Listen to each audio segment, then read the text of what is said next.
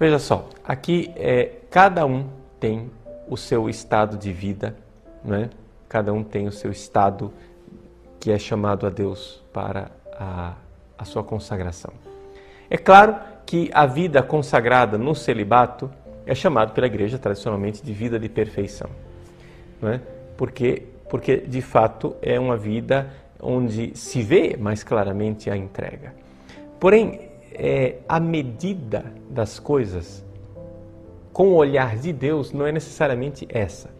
Porque existem religiosos que, embora vivam a vida de perfeição, estão vivendo um apego tremendo a esse mundo, né? Vivem a pobreza, a obediência, a castidade, mas estão ainda muito imperfeitos, embora vivam no estado de vida de perfeição.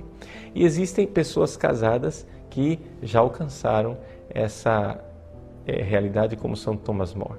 Não se trata de mais fácil ou mais difícil, digamos assim, porque fica difícil medir o mais fácil e o mais difícil. Por exemplo, de fato, Santo Tomás de Aquino, quando ele compara, né, um religioso que vive num mosteiro ou num convento, na vida de clausura, e o padre diocesano secular, Santo Tomás de Aquino diz, olha, é muito mais fácil ser religioso, porque você está protegido pelo convento, pela vida fraterna, enquanto você precisa de muito mais virtude para ser padre diocesano, padre secular.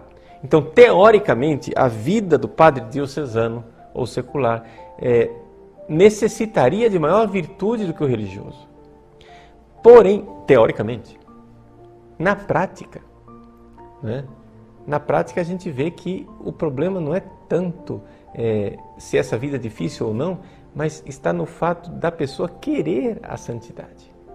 Querer a santidade. Por exemplo, o sujeito quer ser padre, ele quer ser celibatário, mas ele acha que celibato é um negócio que você liga assim na tomada e funciona, mas não é desse jeito. Ou seja, você tem que fazer por onde? Né?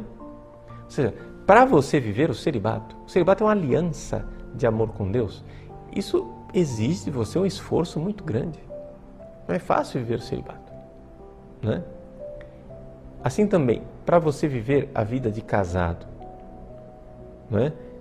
Por um lado, você tem a facilidade da vida de casado, porque, claro, você pode viver a fidelidade conjugal na relação sexual, com o seu esposo, com sua esposa. Você pode viver a felicidade, a tranquilidade, né, de ter os seus filhos ao redor. Ali você tem algumas facilidades. Mas, por outro lado, se você vira a moeda, você tem cruzes que o celibatário não tem.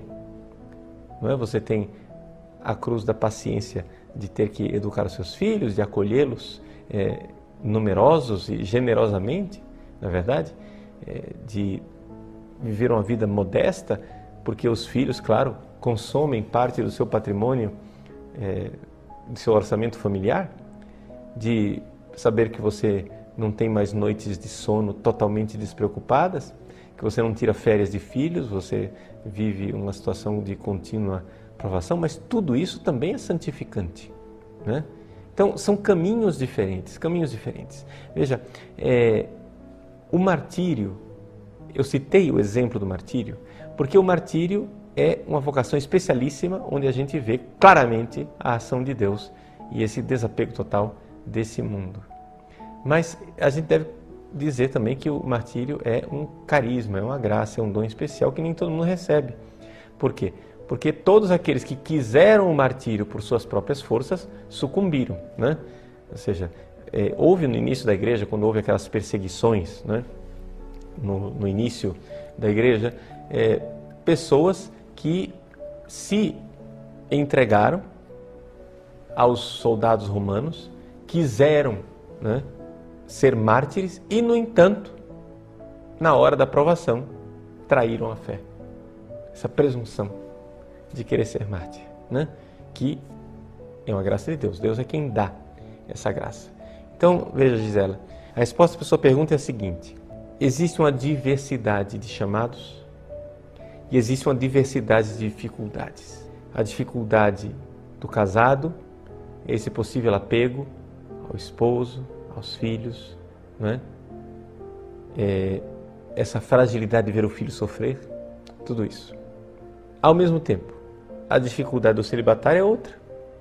A cruz do celibatário é a solidão, são as tentações, a necessidade de uma vida de penitência mais intensa para conseguir viver o celibato e a fidelidade, uma disciplina séria, né?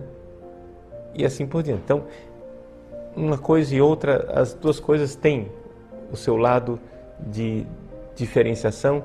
Claro, Deus considera a doação do religioso, daquele que vive a vida de celibato, como algo sumamente importante dentro da vida da igreja, uma vocação especialíssima, porém, também a vida de casado nos leva para a santidade.